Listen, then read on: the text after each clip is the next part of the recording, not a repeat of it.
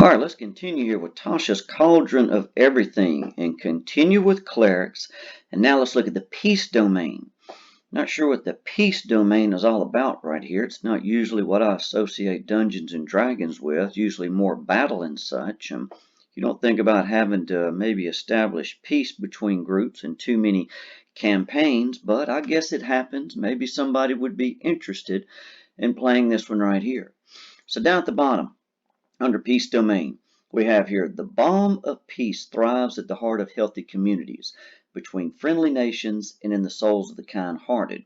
The gods of peace inspire people of all sorts to resolve conflict and to stand up against those forces that try to prevent peace from flourishing. See the peace deities table for a list of some of the gods associated with this domain. So we'll look at that here in just a second. Clerics of the peace domain preside over the signing of treaties. That sounds exciting. And they're often asked to arbitrate in disputes. These clerics' blessings draw people together and help them shoulder one another's burdens, and the cleric's magic aids those who are driven to fight for the way of peace. So that gives you just a little background on what they're about right there.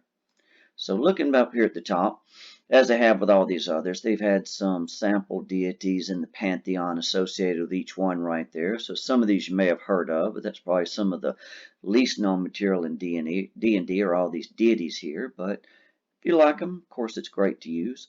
And here we can see one of these human clerics of the peace right here, right? Look at this, no armor, no weapons. I guess that's how you would expect one of them to be. And then they look under the domain spells. So here they have a list, and if you look at first level, Heroism and Sanctuary sounds about right for this domain. And then at third level, Aid and Warding Bond.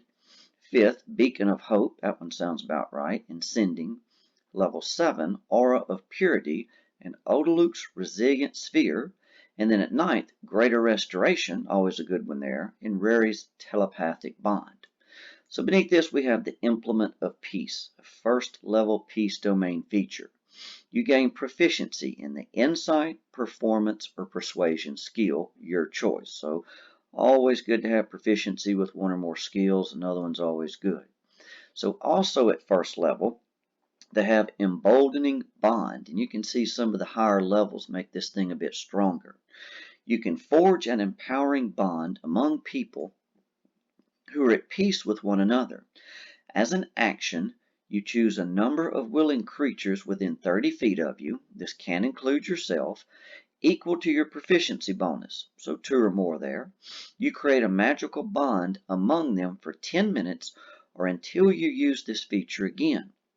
While any bonded creature is within 30 feet of another, the creature can roll a d4 and add the number rolled to an attack roll, ability check, or a saving throw it makes. So it's always good to have those pluses to attack rolls, ability checks, and especially those saving throws. Each creature can add the d4 no more than once per turn. You can use this feature a number of times equal to your proficiency bonus, and you regain all expended uses when you finish a long rest. So it's about like a minor spell right there, adding a little extra, somebody's attack, save, whatever it may be. Under this, Channel Divinity, Balm of Peace, second level peace domain feature. You can use your Channel Divinity to make your very presence a soothing balm. As an action, you can move up to your speed without provoking opportunity attacks. So that'll keep you from provoking those opportunity attacks, which nobody likes.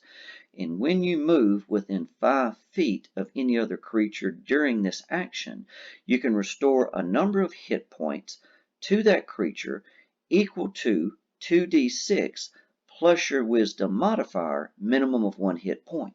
A creature can receive this healing only once whenever you take this action. So look like there it lets you move around a bit without getting any of those opportunity attacks and doing some healing at the same time. So next they have Protective Bond, 6th level peace domain feature. The bond you forge between people helps them protect each other. When a creature affected by your emboldening bond, which is right over here to the side feature, is about to take damage, a second bonded creature within 30 feet of the first can use its reaction, it's always good to see reactions used, to teleport to an unoccupied space within 5 feet of the first creature. The second creature then takes all the damage instead. So I guess if maybe somebody like your caster, maybe a wizard or a cleric, somebody like that's maybe about to take a hard hit, it'll let somebody teleport in front of them and take the damage. That's unusual. Then we have potent spell casting. 8th level Peace Domain feature. You add your wisdom modifier to the damage you deal with any cleric cantrip. So there's a little extra damage at level 8. And look at this, jumps from level 8 to 17. Why isn't there something around level 12 right here? I'd give them something else, like they sort of gave up in between. But you got to go from level 8 all the way up to level 17. So here they've got expansive bond. The benefits of your emboldening bond and protective bond features now work when the creatures are within 60 feet, so it extends your range from 30 to 60 feet of each other.